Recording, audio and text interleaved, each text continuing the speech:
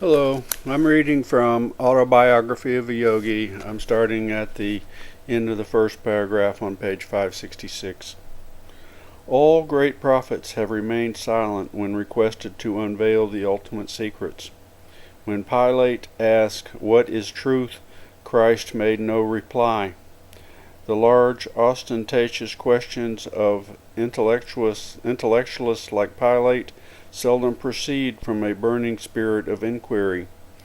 Such men speak rather of the empty arrogance that considers a lack of conviction without spiritual values to be a sign of open-mindedness. To this end I was born, and for this cause came I unto the world, that I should bear witness unto the truth.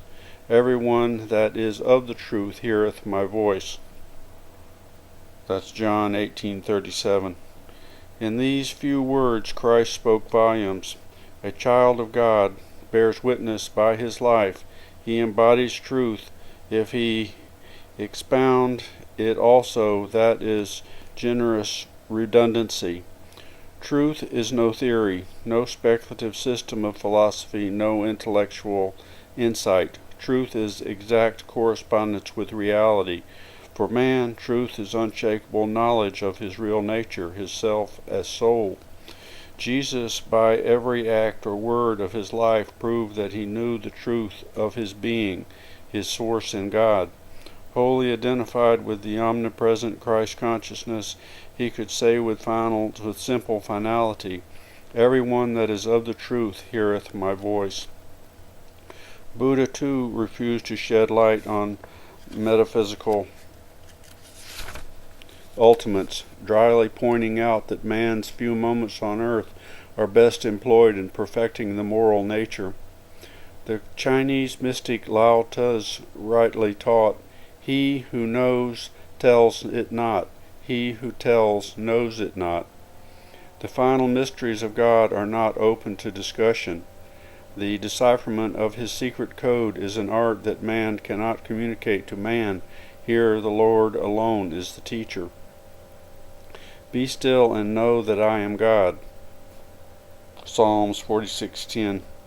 Never flaunting his omnipresence, the Lord is heard only in the immaculate silences, reverberating throughout the universe as the creative vibration. The primal sound instantly translates itself into intelligible words for the devotee in attunement. The divine purpose of creation, so far as man's reason can grasp it, is expounded in the Vedas. The Rishis taught that each man being has been created by God as a soul that is uniquely manifest, that will uniquely manifest some special attribute of the infinite before resuming its absolute identity. All men endowed thus with a facet of divine individuality are equally dear to God. The wisdom garnered by India, the eldest brother among the nations, is a heritage of all mankind. Vedic truth, as all truth, belongs to the Lord and not to India. The Rishis, whose minds were pure receptacles to receive the divine profundities of the Vedas, were members of the human race born on this earth rather than on some other to serve humanity as a whole. Distinctions by race or nation are meaningless in the realm of truth, where the only qualification is spiritual fitness to receive. God is love. His plan for creation can be rooted only in love. Does not that simple thought, rather than erudite reasonings, offer solace to the human heart? Every saint who has penetrated to the core of reality has testified that a divine universal plan exists and that it is beautiful and full of joy. To the prophet Isaiah, God revealed his intentions in these words, "So shall my word (creative be that goeth forth out of my mouth. It shall not return unto me void, but it shall accomplish that which I please, and it shall prosper in the thing hereto I sent it. For ye shall go out with joy, and be led forth with peace, and the mountains and the hills shall break forth before before you into singing, and all the trees of the field shall clap their hands. Ye shall go out with joy, and be led forth with peace. The men of a hard-pressed 20th century hear longingly that wondrous promise, the full truth wherein it is realizable by every devotee of God who strives manfully to repossess his divine heritage. The blessed role of Kriya Yoga in East and West has hardly more than just begun.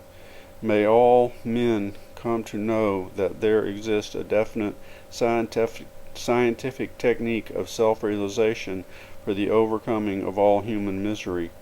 In sending loving thought vibrations to the thousands of Kriya Yogas scattered like shining jewels over the earth, I often think gratefully, Lord, Thou hast given this monk a large family.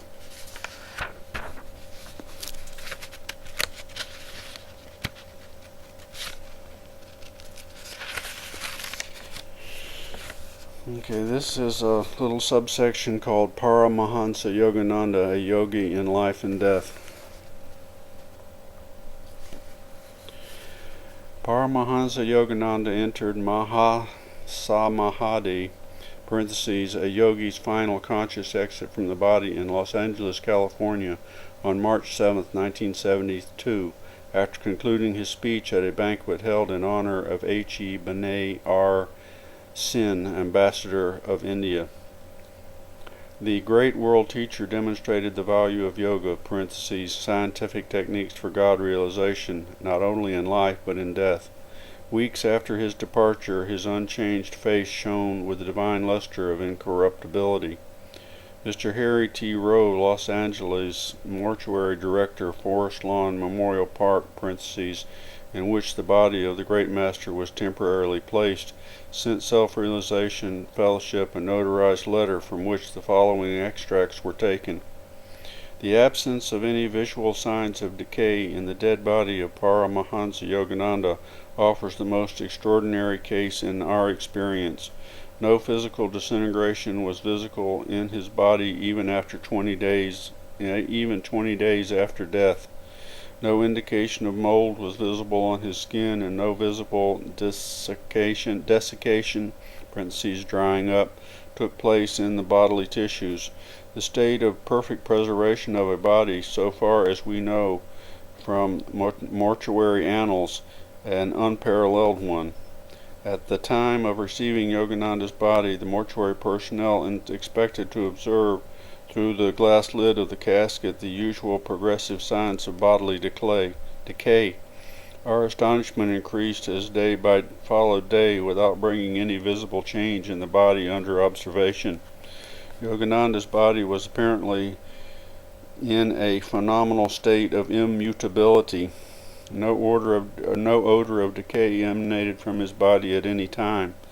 The physical appearance of Yogananda on March 27th, just before the bronze cover of the casket was put into position, was the same as it had been on March 7th. He looked on March 27th as fresh and as unravaged by decay as he had looked on the night of his death. On March 27th, there was no sign to say that his body had suffered any visible physical disintegration at all.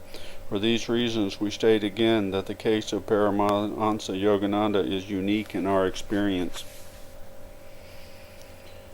And I already showed you the photograph of the stamp. It says, in 1977, on the 25th anniversary of the Mahasadami of Paramahansa Yogananda, the government of India issued this commemorative stamp in his honor. With the stamp, the government published a descriptive leaflet which read in part, "The ideal of love for God and service to humanity found full expression in the life of Paramahansa Yogananda. Though the major part of his life was spent outside of India, still he takes his place among our great saints. His work continues to grow and shine even more brightly, drawing people everywhere on the path of pilgrimage of the Spirit." And this is the line of gurus. Mahavatar Babaji is the supreme guru in the Indian line of masters who assume responsibility for the spiritual welfare of all members of Self-Realization Fellowship and Yogoda Sat Sangha Society of India who faithfully practice Kriya Yoga. Print quotation marks. I shall remain incarnate on the earth, he has promised, until this particular world cycle has ended. Parentheses, see chapters 33 and 37. In 1920, Mahavatar Babaji told Paramahansa Yogananda, "You are the one I have chosen to spread the message of Kriya Yoga in the West. The scientific technique of God realization will ultimately spread in all lands and aid in harmonizing the nations through man's personal transcendental perception of the Infinite Father." Maha-avatar means great incarnation or divine incarnation.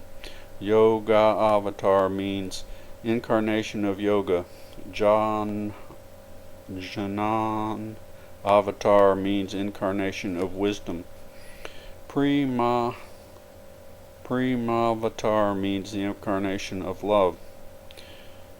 A title bestowed in 1953 on Paramahansa Yogananda by his great disciple Rajarasi Jankananda, parentheses James Lynn, see page 385. And there's a listing of pronunciations of the Sanskrit names. And this is a subsection which says aims and ideals of self-realization fellowship as set forth by Paramahansa Yogananda, founder, and Sri Dayamata, president, to disseminate among the nations a knowledge of definite scientific techniques for attaining direct personal experience of God, to teach that the purpose of life is the evolution through self-effort of man's limited mortal consciousness into God consciousness, and to this end to establish self-realization fellowship temples for God communion throughout the world, and to encourage the establishment of individual temples of God in the homes and hearts of men, to reveal the complete harmony and basic oneness of original Christianity as taught by Jesus Christ and the original yoga as taught by Bhagavan Krishna, and to show that these principles of truth are the common scientific foundation of all true religions, to point out the one divine highway to which all paths of true religious beliefs eventually lead, the highway of daily scientific devotional meditation on God, to liberate man from his threefold suffering, physical disease, mental inharmonies, and spiritual ignorance, to encourage plain living and high thinking, and to spread a spirit of brotherhood among all peoples by teaching the eternal basis of their unity, kinship with God, to demonstrate the superiority of mind over body, of soul over mind, to overcome evil by good, sorrow by joy, cruelty by kindness, ignorance by wisdom, to unite scientific and religious thought through realization of unity of their underlying principles, to advocate cultural and spiritual understanding between East and West and exchange their finest distinctive features, to serve mankind as one's larger self. And that's it. There's a list of other books by Paramahansa Yogananda, and there's an index. Alright, that's it. Talk to you later. Bye.